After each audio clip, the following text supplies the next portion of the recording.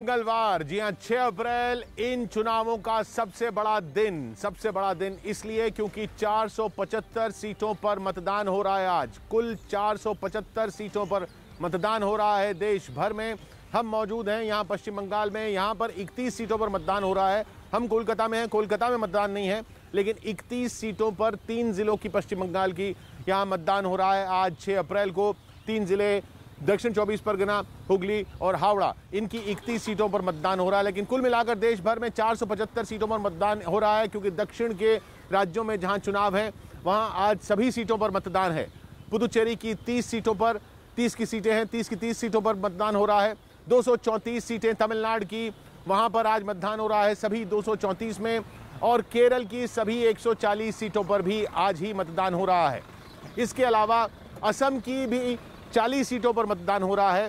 3 चरणों का मतदान असम में हुआ, आखिरी चरण आज के मतदान के बाद असम का मतदान पूरा हो जाएगा। वहां 40 सीटों पर मतदान हो रहा है, लोअर असम की, दक्षिण असम की 40 सीटों पर, और यहां पश्चिम बंगाल में 31 सीटों पर मतदान हो रहा है। यानी कुल मिलाकर 475 सीटें। सबसे बड़ा दिन आज, ये 5 राज्य जहां पर चुनाव हैं, आज 5 राज्यों में मतदान है। ये अब बात पश्चिम बंगाल की अगर करें तो ये 31 सीटें अहम इसलिए क्योंकि ये 31 सीटें, इनमें 29 तृणमूल कांग्रेस ने पिछली बार जीती थी। 31 में से 29, इस तरह का स्वीप था। यहां तक कि 2019 के लोकसभा चुनावों में भी इन 31 में 29 में बढ़त बनाई थी तृणमूल कांग्रेस ने, और सिर्फ 2 ही सीटें ऐसी थी जहां तृणमूल कांग्रेस की बढ़त नहीं थी। लेकिन 2016 और 2019 के बीच में फर्क यह आया कि 2016 में जहां इन 31 सीटों में बीजेपी का वोट शेयर सिर्फ 7% था, वो 2019 में लोकसभा चुनावों में बीजेपी का वोट शेयर 7 से बढ़कर 38 हो गया। तृणमूल कांग्रेस का 50 से बढ़कर 51 हुआ, बीजेपी का 7 से बढ़कर 38 हुआ। यानी 51% वोट लोकसभा चुनाव में इन सीटों पर, इन 31 सीटों पर तृणमूल कांग्रेस को पड़े और 38% वोट बीजेपी को पड़े।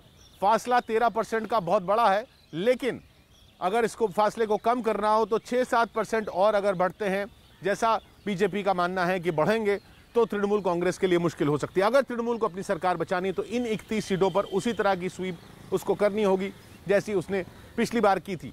ये वो इलाका भी वहाँ पर शुरू होता है जहाँ पर अम्फन तूफान का असर था, बहुत अहम इन सीटों के लिए। हालांकि और भी आगे वाले आने वाले चरणों में भी ऐसी सीटें आएंगी जहाँ पर अम्फन तूफान का असर हुआ। पंचायत चुनाव हुए 2016 और 2019 के बीच में, और 2019 के बाद फिर अम्फन तूफान का असर हुआ। अम्फन तूफान से बहुत लोगों का रोजगार गया, बहुत लोगों का घर-बार गया। आर्थिक मदद और जो मदद सरकार ने देनी थी वो बहुत लोगों तक नहीं पहुंची, ऐसी बातें सामने आई। लेकिन उसके साथ एक और फैक्टर ये जुड़ा हुआ है कि जिन तृणमूल कांग्रेस के कार्यकर्ताओं ने मदद नहीं पहुंचाई, जिन पर आरोप लगा, उनमें से कई कार्यकर्ता और कई नेता फिर बीजेपी में चले गए। तो लोगों का रोष अगर उनके खिलाफ था तो क्या वो ममता बनर्जी के खिलाफ रहेगा या फिर वो बीजेपी की तरफ डाइवर्ट हो जाएगा, क्योंकि वो नेता और कार्यकर्ता तो बीजेपी में चले गए हैं। ये बड़ा सवाल, ये इन 31 सीटों में टेस्ट होना है। हमारे साथ इन 3 जिलों में, दक्षिण 24 परगना में हमारे साथ अमित सिंह हमारे साथी मौजूद हैं, अमित पांडे हमारे साथ हुगली से मौजूद हैं, हावड़ा से हमारे साथ चंद्रमोहन कुमार मौजूद हैं, और असम में अमिताभ सिन्हा हमारे साथ हैं। तो अमित सिंह, मैं आपके पास आता हूं। उससे पहले अमिताभ मुझे बुला रहे हैं, वहां चलते हैं। पहले अमिताभ, क्या हो रहा है असम में? किशोर, देखिए, मैंने पहले मास्क नहीं लगाया हुआ था, यहाँ पे मुझे मास्क लगाना पड़ा है। बहुत भीड़ है मतदाताओं की। देखिए, अब यहाँ पर मैं आपको दिखा रहा हूँ, यहाँ पर टेम्परेचर नापने के लिए और हैंड रब के लिए यहाँ पर जो व्यवस्था की गई है, किशोर, ये भी काफी काबिले तारीफ है। यहाँ पे स्थानीय प्रशासन ने इसकी व्यवस्था की है, चुनाव आयोग ने इसकी व्यवस्था की है, और इसके चलते मुझे भी यहाँ पर मास्क लगाना पड़ रहा है, किशोर। हालांकि पहले 1-2 लाइफ मैंने बिना मास्क के दिए थे, लेकिन मुझे लग रहा है कि कोरोना की मार जो है, कोरोना का असर यहाँ भी देखने को मिल रहा है। तमाम महिलाएं हो चाहे सबको दस्ताने बांटे जा रहे हैं। किशोर, एक सवाल सिर्फ मैं इनसे पूछ लेता हूँ, आप लोग चुनाव आयोग बोला इधर बोला है, सुना है, मास्क हटा के एक बार बोलो, आप लोग क्या काम कर रहे हैं? काम सैनिटाइजर दिया है तो पैसा तो आएगा और मास्क और गोल्ड देगा। तो अभी तक किसी को टेम्परेचर निकला तो नहीं है ना? चलो किशोर, टेम्परेचर अभी तक किसी को निकला नहीं है, धन्यवाद दे ऊपर वाले का। लेकिन कम से कम ये जो पहल है ये काफी इंटरेस्टिंग है किशोर। जी हाँ, तो ये अब खैर कोरोना के बीच में चुनाव हो रहा है, इस पर तो बहुत लोग बोल रहे हैं कि भाई जहाँ चुनाव है वहाँ पर कोरोना नहीं है क्या, लेकिन सावधानी सबको बरतनी है। सही किया आपने, मास्क लगा लिया। मैं भी यहाँ पर, मेरे आसपास भी काफ़ी लोग नहीं हैं, भीड़ है ही नहीं बिल्कुल भी यहाँ पर, क्योंकि मैं तो कोलकाता में खड़ा हूँ, उस इलाके में खड़ा हूँ जहाँ वैसे भी भीड़ नहीं होती है। यहाँ आज मतदान भी नहीं हो रहा है, लेकिन मास्क इसलिए पहना है क्योंकि एक मास्क पहनने से संदेश भी जाता है। वैक्सीन भी लग चुकी है मुझे, ये भी बता दूँ, लेकिन मास्क फिर भी पहनना ज़रूरी है वैक्सीन लगवाने के बाद भी। ये भी बहुत अहम बात है। हमें चंद्रमोहन बुला रहे हैं। चंद्रमोहन, क्या हो रहा है आपके यहाँ? बिल्कुल, देखिए श्यामपुर विधानसभा के बारग्राम में हम मौजूद हैं और एक तस्वीर आपको दिखाने की कोशिश कर रहे हैं। देखिए यहाँ पर सबसे दिलचस्प नज़ारा ये है कि पुरुष की कतार छोटी दिख रही, लेकिन महिलाओं की कतार जो है वो धीरे धीरे लंबी होती जा रही हैं और लगातार महिलाएं यहाँ पर आ रही हैं। सबसे बड़ी बात यह है कि यहाँ से तनुश्री चक्रवर्ती जो बीजेपी से उम्मीदवार हैं, वो फिल्म अभिनेत्री हैं और बंगाल की बड़ी अभिनेत्री मानी जाती हैं, जो यहाँ से चुनाव लड़ रही हैं। वहीं सिरपदा मंडल हैं जो 2001 से यहाँ से विधायक लगातार चुने जा रहे हैं। और ये तस्वीर आप देखकर अंदाजा लगाया जा सकता है कि किस तरह से महिलाओं का खासकर जो उत्साह है वो सबसे अधिक दिख रहा है इस ग्राउंड में। और यह कतार धीरे धीरे महिलाओं, ये आपने महिलाओं का जी बात की, ममता बनर्जी की पार्टी की तरफ से लगातार ये कही जा रहा है कि महिलाएं जो हैं वो एक अहम रोल अदा करेंगी और ममता बनर्जी की पार्टी को उम्मीद है कि महिलाएं जो हैं वो उनके साथ रहेंगी और महिलाओं पे ज़्यादा ध्यान विश्लेषकों का नहीं जा रहा है। और वो महिलाएं जो हैं वो इस चुनाव में जिस तरफ जाएंगी या जिस तरफ उनका रुख होगा वो सरकार बनाने वाला रुख हो सकता है।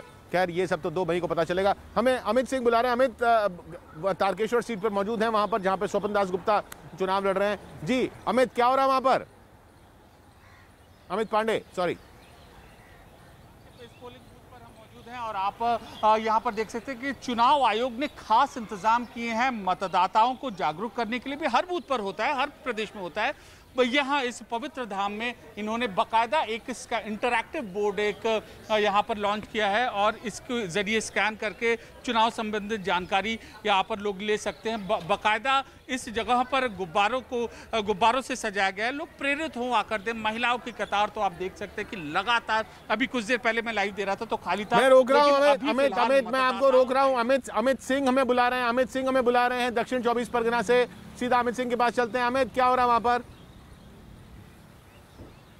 किशोर, आप अम्फान का जिक्र कर रहे थे और जिस इलाके में मैं मौजूद हूँ यहाँ पर अम्फान का इफेक्ट पड़ा था और ठीक इसी सड़क पर अगर हम आगे जाएं तो यहाँ सुंदरबन की तरफ है, यहाँ काफ़ी ज़्यादा इफेक्टिव था। और यहाँ पर तस्वीरों में दिखाना चाहूँगा, देखिए तस्वीरों में किस तरीके से यहाँ पर सोशल डिस्टेंसिंग के पालन के लिए यहाँ पर पैरामिलिट्री फोर्सेज के जवान पालन भी करवा रहे हैं और हर किसी से ये कह रहा है कि बिना मास्क के कोई अंदर पोलिंग बूथ के अंदर दाखिल ना हो। और काफ़ी ज़्यादा यहाँ तादाद में आप देख सकते हैं महिलाएँ हैं जो कि वोट करके आ रही हैं, लोग भी यहाँ पर मौजूद है। आपने वोट कर दिया, जरा उंगली दिखाइए, अपना वोट कर दिया, उंगली दिखाइए। कहाँ पर वो कहाँ लगा हुआ है निशान जो वोट करने वाला? यहाँ पर नहीं है, अपन वोट दी नहीं पड़े। अच्छा, अभी अब तक आप वोट नहीं दिए हैं। आप वोट करके आ गई अंदर से? हाँ, जरा उंगली दिखाइए कहाँ पर निशान लगाया है। हाँ, तो यहाँ पर देख सकते हैं कि ये महिलाएं हैं जो सुबह सुबह अपने घरों से बाहर निकले। नाश्ता कर चुकी हैं कि नहीं? ना, अच्छा, पहले नाश्ता बनाई भी नहीं है, की भी नहीं है, पहले वोट की उसके बाद जाके नाश्ता उसको घर जाके। आपने वोट कर लिया? जी आपने जिक्र किया अमित आपने जिक्र किया ना अम्फन तूफान का। अम्फन तूफान एक बड़ा फैक्टर हो सकता है। क्यों ये कहा जा रहा है? क्योंकि याद होगा आपको 2009 में आइला तूफान आया था। 2009 में आइला तूफान आया था, उसके बाद भी कई लोग विस्थापित हुए। लेफ्ट सरकार पर इल्ज़ाम लगा था कि लोगों तक मदद नहीं पहुंची। तृणमूल कांग्रेस ने बड़ा कैंपेन चलाया कि आइला तूफान से जो पीड़ित थे उन तक मदद नहीं पहुंची, उनका रोजगार चला गया, उनका घर बाहर चला गया और लेफ्ट की सरकार चली गई थी। लेफ्ट की उसके बाद जब चुनाव हुए थे तो सरकार चली गई थी आइला तूफान के बाद। ये अम्फन तूफान के बाद चुनाव हो रहे हैं।